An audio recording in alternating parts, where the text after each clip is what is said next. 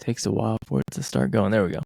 What's going on, everyone? Welcome back to Racially Speaking. I'm your host, David Phipps, and joining me 2 times in a row, that's a record, as of late at least, the man you all know and love, my prodigal co-host, aka the social justice cowboy, aka Mr. Chili Cook-Off Champ, Mr. Wyatt John Mark Walker. What's going on, brother?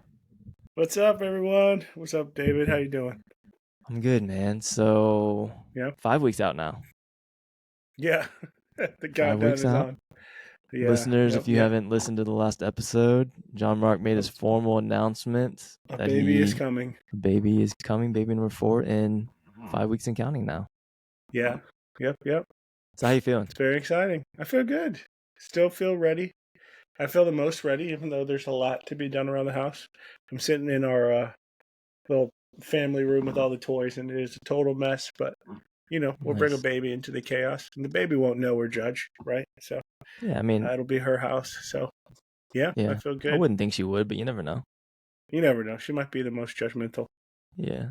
Do you and Meg clean up every night? No. Or never clean up, or somewhere in between? Somewhere in between. I do not have energy for. I wish I did, but I don't know how people do it. Hold down a job, take care of family, and clean up. It's just like, yeah. Yeah. Do you guys? Nope. I know everyone does household chores differently, but are you? So how me and Caitlin do laundry is because our laundry's in the basement, and so she doesn't like coming down to the basement. It's scary, as you can see. It is. Yeah. The basement is. Wait. So your basement's not scary. I've been to your basement. Yeah, I know. It's finished. Well, you can talk to her. It's like quasi finished. It's like it's. You had me sleep down there. I slept in the basement. Yeah, but it wasn't scary. It floods every 8 to 9 months. Oh, really? Yeah, so that's a little scary. It wasn't flooded when you're sleeping there, right? Especially if you read a certain story in the Bible. Yeah. Where Noah escaped the flood. Floods are David and Goliath. Floods are scary. Yeah. Floods are scary. And inconvenient. No, but I get it. Basements are creepy. They're always creepy. Anyway. So I do the laundry and then she folds it. Nice. So that's our deal, which I love because I hate folding. She would not want me to fold. I'm terrible at folding. I try. Yeah. I can't keep that information in my head. How to fold it nicely, and then where do the clothes go? Which drawer does it go in? Yeah. And then it's gonna get wrinkled up as soon as somebody goes in to find a shirt or pants or socks. Mm-hmm. So do I really have to fold it? It doesn't really matter. So should have just like a sock bucket. Yeah, just throw them all in there. Find two that are kind of similar. That's all you need. Yeah. Anyway, I feel we could and do laundry every single day. Mm-hmm. And I feel extra bad when we fall behind a little bit because then what happens is doing the laundry is the easy part. Like I just unload and switch it.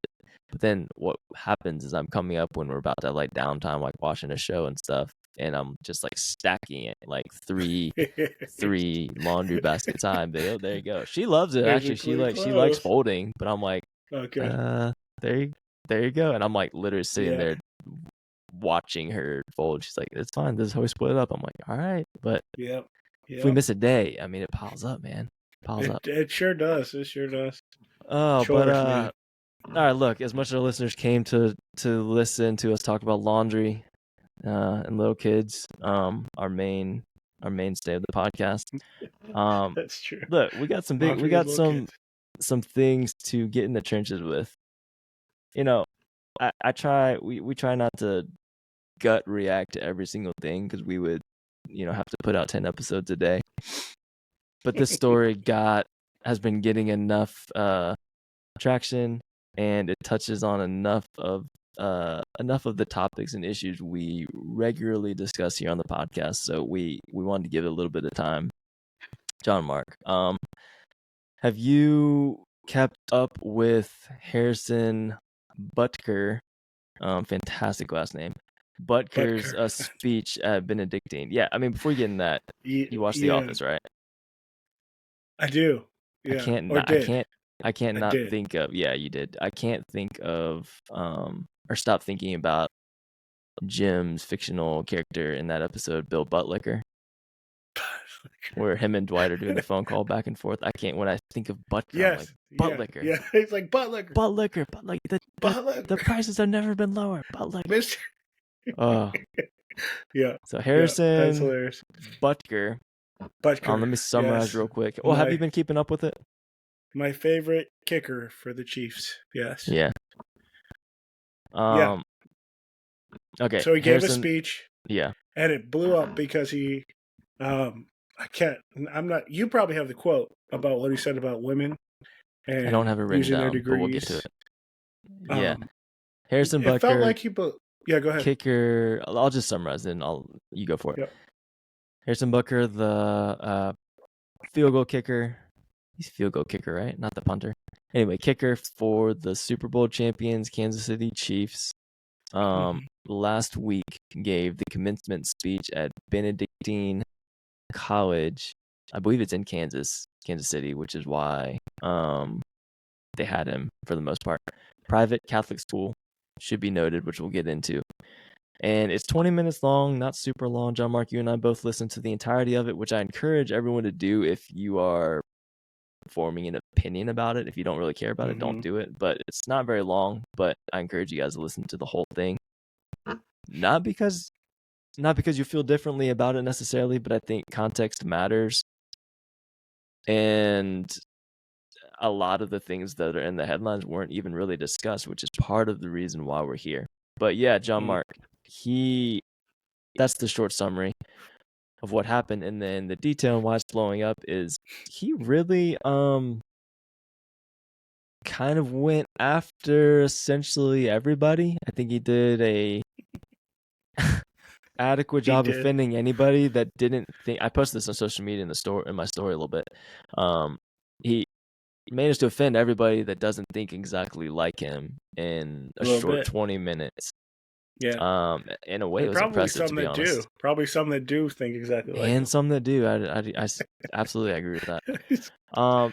But the parts that really got the most headlines were the parts he said about women. He directly addresses the women in the room, which also was meant to be all women, but specifically talked to the women in the room. And I'm paraphrasing, but said the likes of, I'm sure you guys are thinking about your degrees, your future job promotions, your careers ahead. And remember, this is a university commencement speech.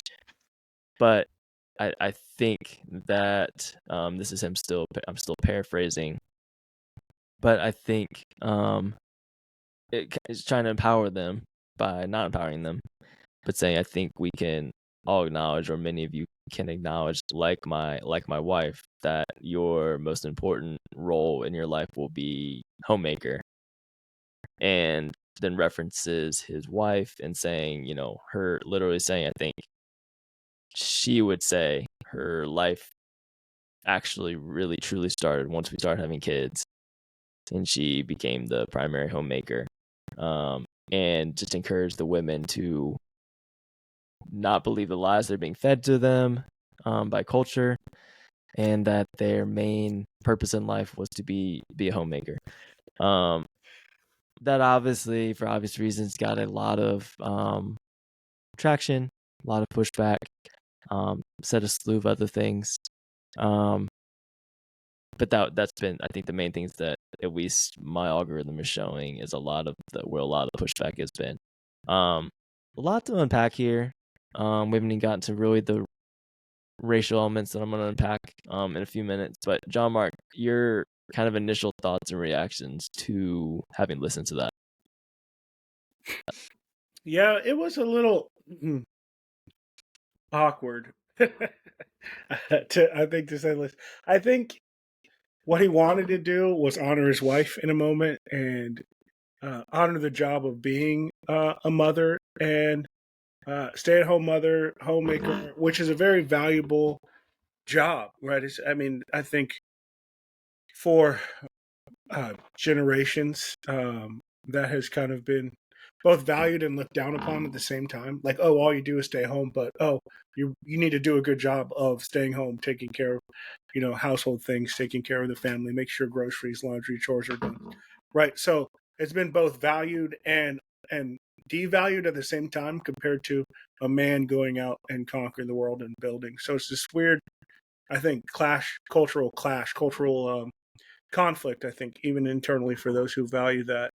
But I think what he wanted to do, what he ended up saying in that context was he appreciated his wife and that she did that for them in their house. But it was weird because he tied it to women who got degrees and were like, they just had graduated. This was their commencement, right? Yeah. So they just paid whatever, or their parents paid whatever to get this degree they worked so hard for. And he said, but you're going to throw it aside, most of you, because you want to be a wife and a mother, which is a great thing to be. But also, I think today, more so than any time in history, you don't have to pick one or the other. I think you truly can find a way to navigate both, especially if you do it with a husband who values your degree and your career as well as his own, right? And a husband who's willing to also be homemaker, dad, most important role being a father, right? So it was interesting. I know the camp, the group, the perspective he's coming from. And the interesting thing that I noticed was he got a standing ovation from the crowd. So he struck a note with them. But I'm like, I'm sure there are women in the crowd who felt belittled by his comment, whether he meant to do that or not. So that's my take on that section. But I think racially speaking, right? Earlier, he made a comment about diversity, equity, and inclusion in his speech. And I think that's more, the direction of where we're coming from and what stuck out to me as, I don't know if I would say problematic. Problematic is thrown around a lot, but telling of his worldview, I think, equally telling was his comments about diversity, equity, and inclusion. So absolutely. Yeah. I agree with everything you said, really. I mentioned, like, I think context does matter, and I don't think it's a secret that you and I don't agree with 95 to 99% of what he said, specifically how he delivered it. We don't want to make this too long and beat the dead horse here, but I think so. Okay, so I think context matters, and so I'd wonder what you thought about this, because the whole freedom of speech, we talked about cancel culture, all that stuff has come up, not just on the podcast, but just obviously it's out there now. Like, people have called for him to be fired and cut from the team, he's just been dragged through the mud. I'm not sympathizing with Has anyone him said necessarily. Shut up and kick? Has anyone said shut up and kick? Yeah, I've seen that. Yeah, people pretty much been like, we just want you to kick the ball. That's so terrible. Because when LeBron was saying things, we got to be consistent. We were like, hey, he can speak. Let him speak. Right. But now that it's a perspective that we don't like, we're like, shut up and kick. Like, no, like I mean, I don't know what he did to deserve to give a commencement, but he was there. He wanted it. It's to a crowd. He got a standing ovation. We got to be consistent. We got to be consistent. Consistent. I wholeheartely agree with that. So I'm a private school kid. So I grew up, Christian conservative private school. This is at a Catholic school, so it's it's different. Yeah. But the setting is similar. So, like, I can picture freedom of speech. I think it's fair to discuss a little bit, but to me, I think that this is a great example of why internet culture and clips this is a negative side to it. I don't think it's all bad, but I do think this is a negative side to it, in a sense of, why are all these clips going around? Why did this make this big of news? I mean, I know why, because of the thing he said about women. Like, I know why that's happening, but I mean, like, it takes away from people being informed about why something actually happened. And so this is at a private college, at a private religious college, that the speaker and the audience share, for the most part, like should share the same outlook on life and ideals. And so, like you said, the standing ovation at the end, and the essentially amening the things he was saying throughout the entire speech, like that, to me, in that setting, it's okay. It's not as if it was a completely like open in public, like a workspace, or I'm trying to think of another example. It was in a private area. This guy wasn't representing a representative from the NFL, like per se. It was on his own time, his personal time, and I just think that matters, and you don't have to agree with everything he said. I don't. Again, yeah, we got to be consistent. Yeah. The shut up and kick, like, that's exactly like what people were saying about LeBron when he started talking about politics. Shut up and dribble. Like, that was extremely offensive then, so it should be still at least somewhat offensive now. Like, no. Like, he can speak. He can use his voice. Yeah, that's fine. And this I think is important for us all to remember. We don't have to listen to him. Yeah. Like I don't have to subject myself to any thought that Butker has about anything, right? Yeah. He hasn't earned any spot to have my ear, right? I don't have to platform him. I don't have to bash him. I don't have to say, yeah, go listen to him. I don't have to do anything that Butker says, and I don't have to pay attention to him, right? We all have that freedom to pull ourselves away from whatever he's saying over there. So, yeah. and like you said, this was a private Christian Catholic school. And what he said seemed to resonate with most of the crowd in there, including the women who had just gotten degrees. So, so I don't know, it's I wouldn't have said that. I wouldn't have said that. I would have hopefully encouraged them, like, great, you did a good job. Even if you use this, even if you don't use this for a career, but you use the knowledge and experience you've gained here to better the lives of the children you raise, and then help them grow into productive citizens, like, that's a great use of your degree too. So, right. Yeah. So it was at best it was awkward. At worst, it was misogynistic. I think it lands somewhere in between. So yeah. I see that. I completely see the argument for it being pretty overtly misogynistic and homophobic, even. But to me, like, it seemed like he, and I'm not Catholic, but he kept it. He spoke with such authority for the Catholic faith, and the little bit I've like read into it, like, and this is kind of what I thought, but I in no way an expert is. I'm like, I don't know if this doesn't seem like purely Catholic belief that he's like speaking up about. To me, it was just, again, listeners, go listen to the whole thing, but it seems like he was just showing how much he's really been formed by right-wing media, to be honest, and not Catholicism. Like, to me, no, a lot of the issues, yes, like the pro-life stuff, like, is very, classically, like, I think Catholic. He talked about having a lot of babies. Right, like a main Catholic thing, belief. Yeah. That was interesting too. I was like, okay. I don't think a lot of the things he was like pressing the gas on were as much Catholic beliefs as even, I heard this, I think maybe on Holy Post, like Protestant beliefs actually. And so that was just interesting to me. I'm like, well, conservative beliefs. Yeah. I think we're looking at because even the nuns came at him. Right. I think we're looking at the cross intersection of conservative. I guess you could say Christian conservative, because he's not evangelical. He's Catholic. Right. But have a lot of babies. The anti-diversity, equity, inclusion. Yeah. The highest calling of a woman is as a wife and mother.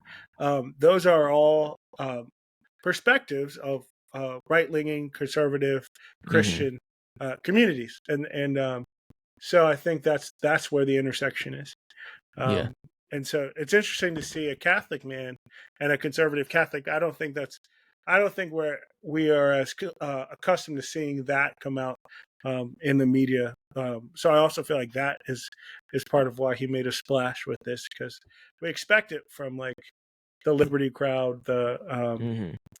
the I don't know who else crowd, but we expect it Groups. from that crowd, but we don't Yeah. expect it from this one as much. So Yeah.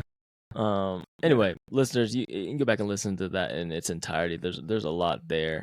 But I think where I wanted to camp out for a second, John Mark, you brought it up, is the thing that I really haven't seen much about or people talk about. And that kind of makes sense because it was, I think, subtle. But I think this kind of even explains what we're talking about, which the thing that did, and like you said, John Mark, we are not beholden to him or have to listen. But I wanted to say this. I can't, you know me, I can't let this stuff go. But he referenced, this is a quote by him, he cautioned everyone to be weary of, and then the quote is, the tyranny of yes, diversity, equity, and inclusion. he called it tyranny. So That the that is so wild. tyranny of DEI. he He said all the words he out. He said spelled it out. tyranny. Yeah, It was yeah. subtle. He didn't camp out there a He ton, but said that tyranny. was towards the end, and that's how he was summarizing what he was saying. He was essentially like beating the drum That was at the of, beginning. He said that at the beginning. was it in the He beginning? opened up with that. It was at the beginning, early on I didn't think it in was his at the very talk. beginning. Okay. Yeah, he said the tyranny of diversity, Anyway, equity, it and inclusion. summarized what he was about to say then, and Yeah, that just stuck out to me. I couldn't let it go the whole time. I was like, okay, that to me that was one of those. Okay, now you're showing us what you're about. So that's the yeah. thing I that think his call was to stand strong or stand firm and be strong against the influence of what he would see as the world. And I yeah. think part of that example was diversity, equity, inclusion, which is just, it's wild to me, because from a Christian perspective, God created the world. And you read in Genesis all the diversity he brought in. And then even later on in Genesis, when all the people of the earth were gathered together in one place, he dispersed them. He confused their language and spread them throughout the world, right? So then you get diverse cultures, diverse languages, diverse traditions, diverse ways of honoring your parents or showing honor to one another. I mean, even diverse beliefs in who God is, right? So he spread them throughout. Um, and so diversity is something that God brought it from the beginning to the world, and then he says we have to stand against it. So Yeah. that's that. I'm like, I would love to, well, maybe not love to sit down with Butker, but I would, I would love to hear, what, like, I want to know what's going on in the minds of those who have that perspective, that diversity is a thing that we need to stand against. And then also, what are the other two? Equity and inclusion. Equity Mm-hmm. being like everyone gets what they need, right? Yeah. What they need to flourish and prosper. That's equity. And then inclusion is bringing people in so that they're cared for. Yeah. And I'm just like, I'm Tyranny. like, yeah, I tyranny can't get that. I of couldn't get that equity, on my head. I'm like, right? tyranny. I'm like, so It's fear when he goes mongering. to Target, or when he goes to Target, and there is Yeah. a handicap spot, right? That is a mark of our society saying we value equity, right? Mm-hmm. We're making a space for people who are differently abled to go into the store better. Everywhere there's a handicap spot. Is Mm-hmm. he upset when there's a handicap spot, or like even when there's like having a wife who is a mother, right? Is Butker upset when there is a new mothers with your stroller parking spot closer to the door, right? We're understanding that she has other barriers, and it's easier for her or the dad to Yeah. get to the store, right? So is he upset Even the with that, with making a displays, way to include people, right, who might have a different experience in life? So I'm like, how far does this tyranny go, Butker, and like how far can we fix it? Like yeah, I'll how do we say in fix the his tyranny, right? yeah, in his defense, and I'll also insult him a little bit, is he couldn't have believed everything he said. I think but I also think he might have. And to me, he didn't know what he was talking about on so much of Mm, what he was bringing up. It's just mm, facts. Like, even how he got caught up by his own religion that he was like beating the drum about. I'm like, you don't really even understand what you're talking about. And I think I'm defending that. I'm not saying cancel culture. Like, I'm against that. Like, I think it's okay that he said what he said for the sake yeah, of consistency. yeah, But the ideology of fear mongering and or conflating DEI with tyranny and oppression is just so irresponsible and like offensive to people that really go through that. And like we know that that's Yeah. not what it like. I know we're saying I wonder what he's talking about, but it's hard not to think that, not to say we know what he's talking about. Like I Yeah. don't think he thinks that the handicap sign is that. I get where you're going with that, but let's take it a little bit further into that walk into Target. Like he definitely thinks that the displays during Black History Month or Hispanic Heritage Month Mm, or LGBTQ or Pride Month are tyranny. Like that's tyranny to him.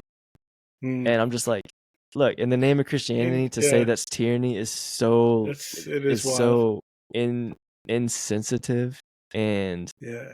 uh I think offensive to so many people when like that's just essentially you're just drawing your line in the sand and saying I'm a Christian, so like I can't be around anybody that essentially doesn't think exactly like I do all the time. I'm like, that is literally antithetical to what scripture teaches. Like Yeah. that's bonkers to me. And Yeah. I think that way of thinking is what is just what we keep trying to get away from, like even on this podcast, like talking about, but it keeps coming up it keeps rearing its face in these ways by people bringing it up, and they just all they do is reword it differently.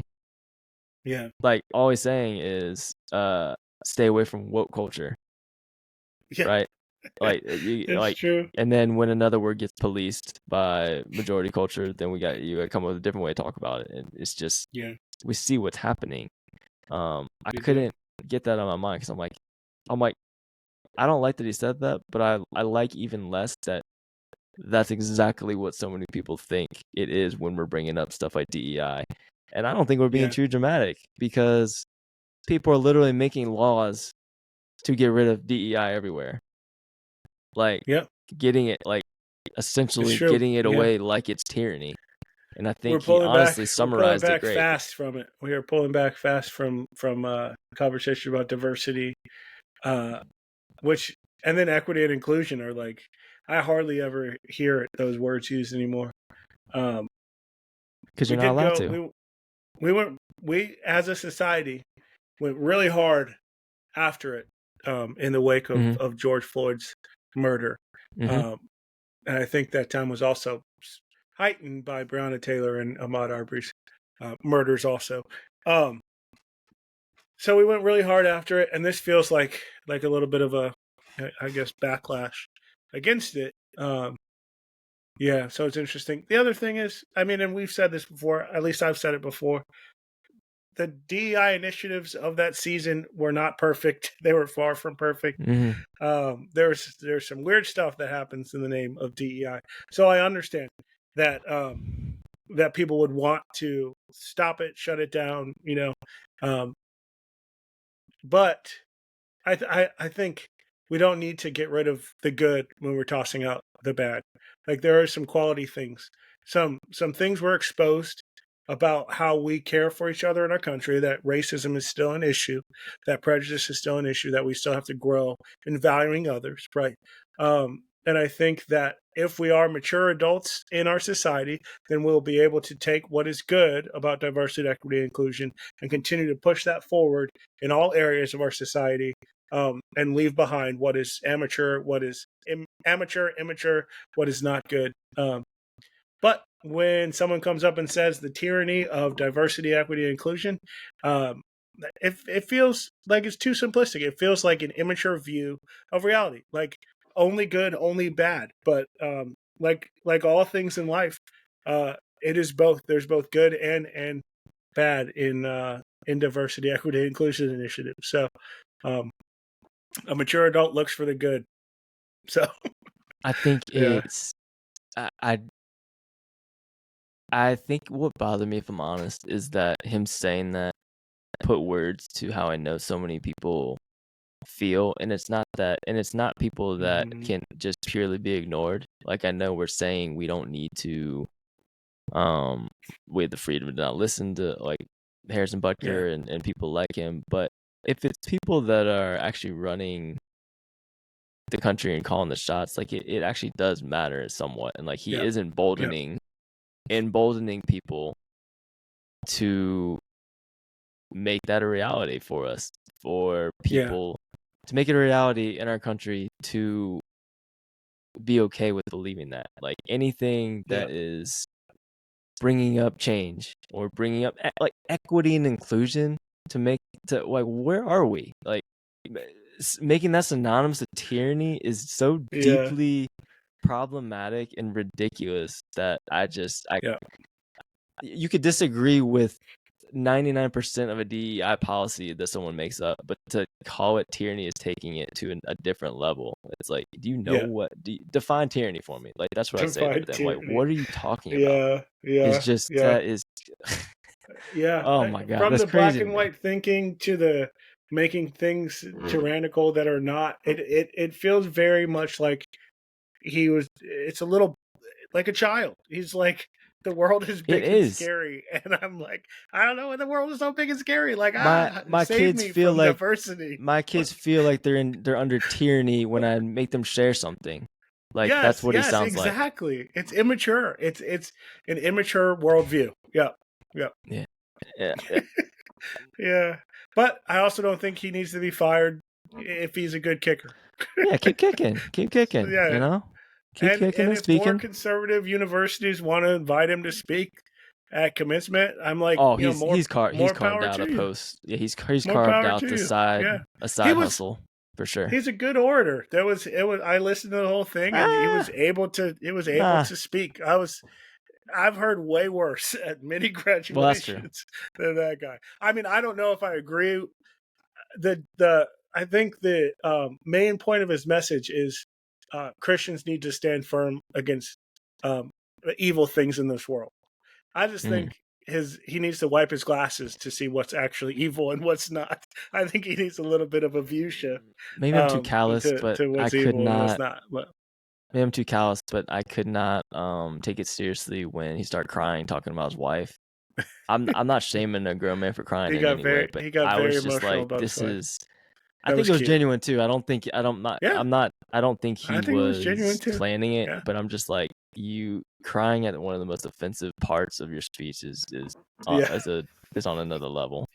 Well, it depends on who you are. If it was offensive, it depends on who you are. The thing that irks me the most about that particular part is,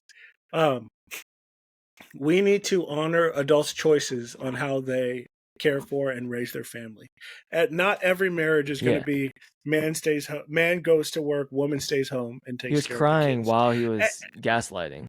And even to say to a group of unmarried women, like, the highest thing you can achieve in life is being a wife and mother. He didn't say that, but that kind of was communicated, and that comes from that camp. So to communicate that in any way to women who, like, he's not guaranteeing them a husband, let alone a good one, right? So to say that whatever they just did, if they don't get married, their highest calling can't be achieved, right? I think we need to be better as a society at looking at people's decisions, adults' decisions in life, and what they feel like God has called them to, or what is the wise way for them to live, and respecting it, right? If you're a mother and you choose to have your career and your husband is a stay-at-home father, I think that's if that's the balance for you, that's great. If it's flipped, that's great too. If you want to pursue a career and not have a family, that's great too, right? I think we just need to learn to respect and value everybody's contribution in society, everybody's contribution to families, better. So that's where I think the sticking point is for me. Yeah, absolutely.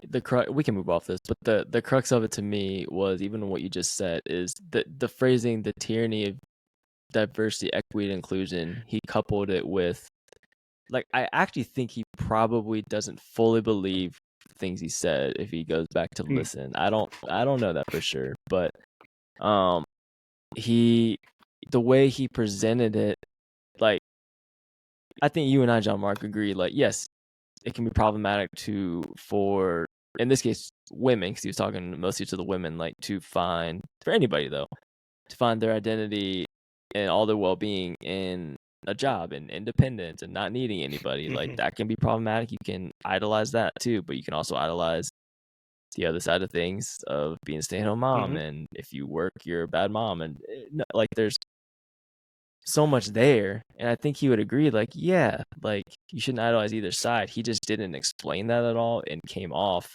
really horribly. But then saying it as the tyranny of DEI while then coupling it with throwing out not throwing out, but lumping everything over the women in the room with a classically historical tyrannical worldview is like he just missed it so badly. And like I said, like I just don't feel like he knows what he's talking about. Like, yeah, to say something and be that ignorant of, wait, you're kind of erring on the side of going back to the good old days where women had no rights. Like, yeah, you're much more adjacent yeah, to that way of thinking and how you're yeah, talking up there, man. And like, I'm just like, you yeah, can't really think this, right? Like, yes. so to me, I'm Yep. just like, to use the word tyranny, I'm just like, dude, that is so ignorant. Yeah. It's That kind of yeah, like going back to the 1830s, but without all the racism and misogyny. yeah, yep, nice. Yeah, yeah, All right, well, we're gonna leave that there a little bit, and transition to this next part. So I thought this would be a good conversation follow up from other conversations we've had, John Mark. But we brought up we talked about cancel culture extensively. We're not gonna try and repeat too much, but I think this is an interesting time we're in, culturally, politically, whatever. But then even just with this topic, so Butker, and then this other story we're going to get to in a second. So, like we said, to summarize, a lot of people are calling for Harrison Butker to be fired, to be let go by the NFL, the Chiefs, blah blah blah, for speaking his mind, all that kind of stuff. Other players, I like mean, I wouldn't hire him. I wouldn't, but I don't think he should be fired. Sure. They've had players. Some of his players have, I think, even Patrick Mahomes said, whatever, he can He's speak his fine. mind. Yeah. He's fine. Yep. All that kind of thing. Which there's tons of irony there. Like, speaking of DEI, his own quarterback's the face of the league, black player. Anyway. Yeah. But was he a diversity hire? Anyway, that's off topic.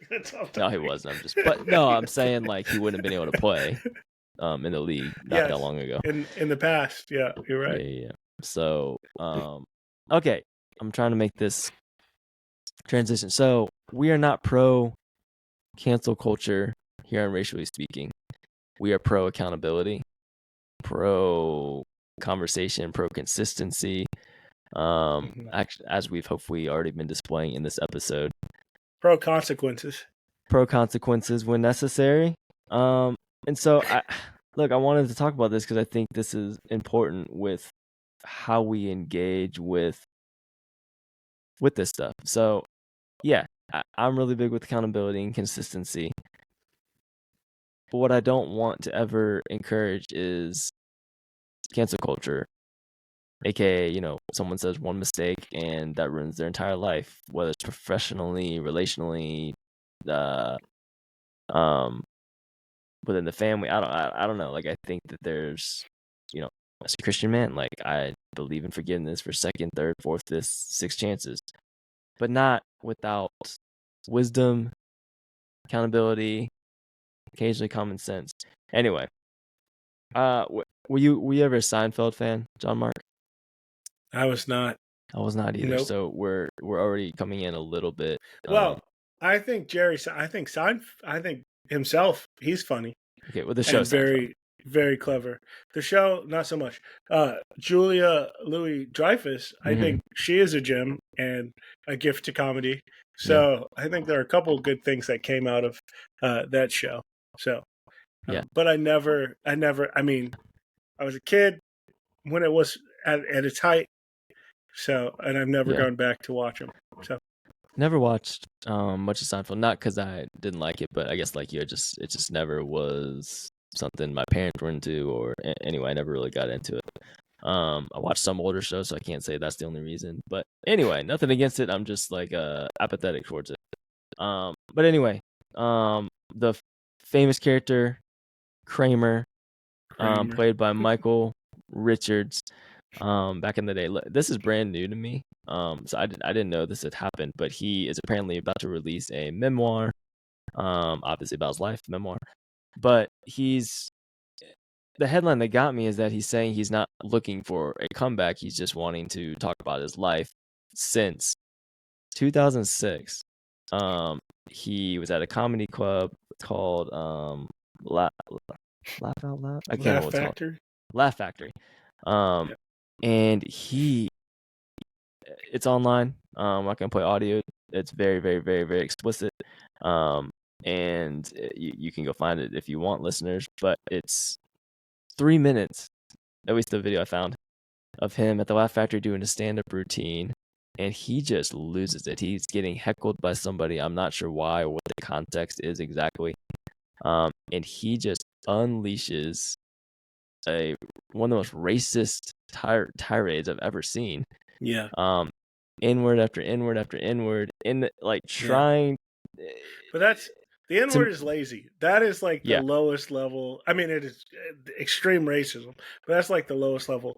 He said something that was so offensive about some time ago you would be killed, and he said it. I mean, trigger warning if you go and try and find it. It is very dark, very racist.